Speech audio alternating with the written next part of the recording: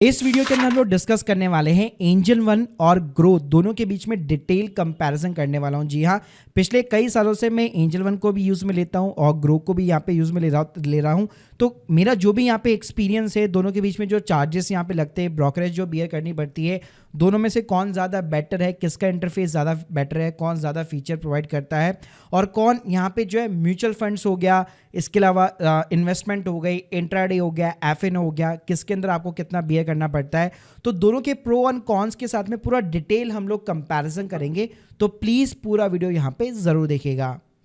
और शुरू करने से पहले बताना चाहूंगा, अगर आपको life time free demat account चाहिए, वो भी जीरो ब्रोकरेज के साथ में, भाई link in the description box, एक बार जरूर चेकआउट कर लेना। देखो, मैं ब्रोकर के टाइप के बारे में बात कर लेता हूं। एंजल वन जो है ना, वो भाई फुल सर्विस ब्रोकर है, उसको आप डिस्काउंटेड ब्रोकर नहीं कह सकते, क्योंकि वो आपको ना एडवाइजरी सर्विसेज, रिसर्च रिपोर्ट्स वगैरह सब कुछ प्रोवाइड करता है।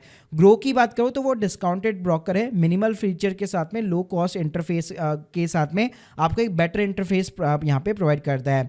अगर मैं कंपनी के स्टार्टिंग की बात करूं, एंजल वन भाई बहुत ही पुराना है, 1996 की कंपनी है। ग्रो 2016 के अंदर शुरुआत हुआ था। लेकिन इंटरेस्टिंग बात यह है कि भाई ग्रो ने सबको पीछे छोड़ दिया है active number of the clients में। जी हाँ, ग्रो की बात करूं, 1,27,00,000 से भी ज्यादा इसके कस्टमर ऐसे जो एक्टिव इसके क्लाइंट है।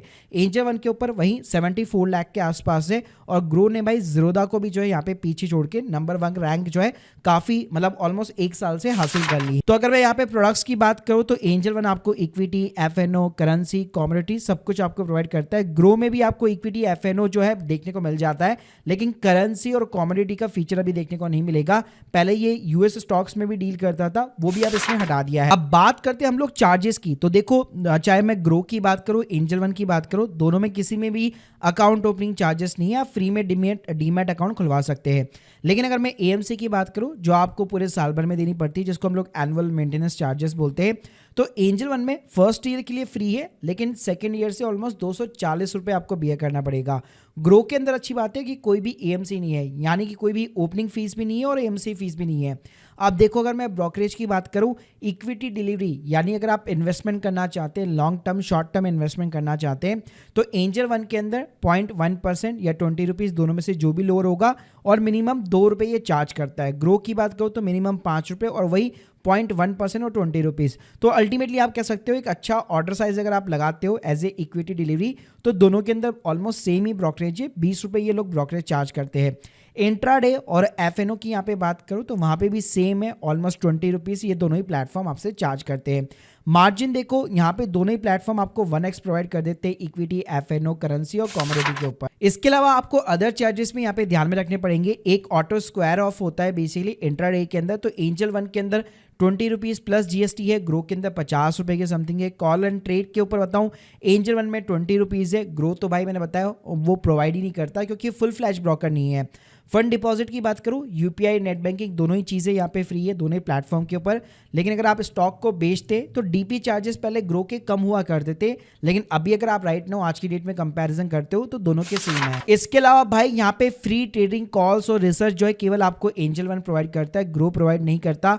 और शेयर के अगेंस्ट में मार्जिन जो है दोनों ही प्लेटफॉर्म्स आपको प्रोवाइड करते हैं। और जो एमटीएफ फैसिलिटी होती है, एंजल वन के अंदर इंटरेस्ट 14.99 समथिंग स्टार्ट होता है, ग्रो के अंदर थोड़ा सा ज्यादा है। बाकी गाइस, अगर मैं एडवांस ट्रेडिंग के फीचर वाइज की यहाँ पे बात करूँ, बास्केट ऑर्डर लगाना, रोबो ऑर्डर्स लगाना, जीटीटी वगैरह हो गया, डेस्कटॉप का टर्मिनल हो गया, तो ये कुछ चीजें जो है आपको एंजल वन के अंदर आपको ज्यादा देखने को मिलेगी। ग्रो के अंदर 1-2 फीचर्स यहाँ पे कम है। चलो सीधा मैं आपको लाइव इंटरफेस के ऊपर ले चलता हूँ। ग्रो की अच्छी बात है, एक ही ऐप है, एक ही ऐप के अंदर आपको होल्डिंग्स, अपनी म्यूचुअल एफएनओ हो गया, म्यूचुअल फंड हो गया, मतलब इसका प्लेटफॉर्म ना एकदम यूजर फ्रेंडली है। अगर कोई फर्स्ट टाइम इन्वेस्टर बंदा भी है तो वो आराम से इसके प्लेटफॉर्म को जो है समझ सकता है। यहाँ पे अगर आपको कोई भी स्टॉक सिंपली तरीके से बाय करना है तो साइड में ही आपको बाय एंड सेल के ऑप्शन देखने को सिंपली तरीके से मिल जाते हैं। ऊपर ही आपको डिलीवरी का ऑप्शन मिल जाता है। प्राइस के अंदर आप लिमिट ऑर्डर, मार्केट ऑर्डर वगैरह लगा सकते हैं। होल्डिंग्स के अंदर भाई प्रॉपर तरीके से कितनी आपकी इन्वेस्टेड वैल्यू है, करंट वैल्यू कितनी है, प्लस कितना आपका पोर्टफोलियो अप गया है, डाउन गया है, सब कुछ आपको डिटेल में दिखाएगा। इसके अलावा भाई अगर मैं म्यूचुअल फंड की बेसिकली यहाँ पे बात करूँ तो आप यहाँ पे एक्सटर्नल होल्डिंग्स, यानी अगर आप दूसरी ऐप पे म्यूचुअल फंड इन्वेस्ट कर रहे हो उसको भी यहाँ पे वन क्लिक के अंदर फैच कर सकते हो। तो यहाँ पे भी प्रॉपर आपको XR वगैरह सारी चीज़ें दिखाएगा। और डायरेक्ट म्यूचुअल फंड से ध्यान रखना, यानी कमीशन फ्री होते तो कोई भी आपसे एडिशनल चार्ज वगैरह नहीं लेता है। तो यहाँ पे प्रॉपर तरीके से आप अपने बैंक को मैंडेट करिए और यहाँ पे आप मंथली बेसिस पे SIP वगैरह कर सकते हो, वन टाइम इन्वेस्टमेंट वगैरह सारी चीज़ें अवेलेबल। इसके अलावा SIP के अंदर मतलब म्यूचुअल फंड के अंदर 3-4 फीचर एक्स्ट्रा होते हैं, जैसे SWP करना, ठीक है, स्विच करना फंड को।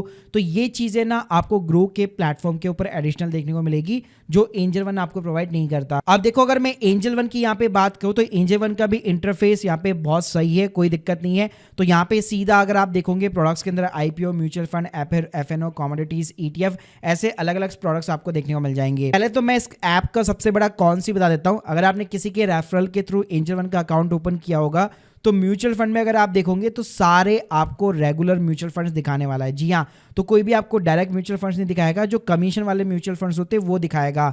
तो इस चीज़ का ध्यान रख लेना, ऊपर अगर रेगुलर लिखा हुआ है तो एंजल वन के साथ में म्यूचुअल फंड को इन्वेस्ट मत करना, बेटर रहेगा आप अलग से अकाउंट को खुलवाओ और वहां पे आप डायरेक्ट म्यूचुअल फंड इन्वेस्ट करो। इसके अलावा स्टॉक्स वगैरह की यहाँ पे बात करो तो almost same kind of the interface है जैसे ग्रो में देखा था। डिलीवरी का ऑप्शन है, क्वांटिटी है, प्राइस है, थोड़े से यहाँ पे आपको एडवांस तरीके के फीचर्स वगैरह भी देखने को मिल जाएंगे। प्लस यहाँ पे अगर आप इंटरफेस देखेंगे तो आपको ऐसा मतलब तगड़ा चार्ट वगैरह देखने को मिल जाएगा। ट्रेडर्स के लिए काफी ज्यादा बेनिफिशियल है। चार्ट्स वगैरह तो वैसे यहाँ पे भी आपको देखने को मिलते हैं, लेकिन अगर आप मान लो कोई फर्स्ट टाइम है बेसिकली तो बहुत आसानी से वो समझ सकता है कि भाई इस स्टॉक ने 1 साल में रिटर्न्स वगैरह कितने बना के दिए। बाकी साइड में यहाँ पे भी आपको टर्मिनल का सेक्शन वगैरह देखने को मिल जाता है। यार देखो ओवरऑल बात करूं भाई, एंजल वन के अंदर फीचर थोड़े एडिशनल्स है, लेकिन ग्रो के अंदर भी म्यूचुअल फंड में फीचर आपको एडिशनल देखने को मिलेगा। लेकिन ग्रो के अंदर ना मेरे को इसका जो इंटरफेस है, यूजर एक्सपीरियंस है, as compare to the Angel One ज्यादा मेरे को यहाँ पे पसंद है। बाकी गाइस आप लोग की क्या राय है इस बारे में कमेंट बॉक्स के अंदर जरूर बताइएगा। Thank you guys, thank you very much.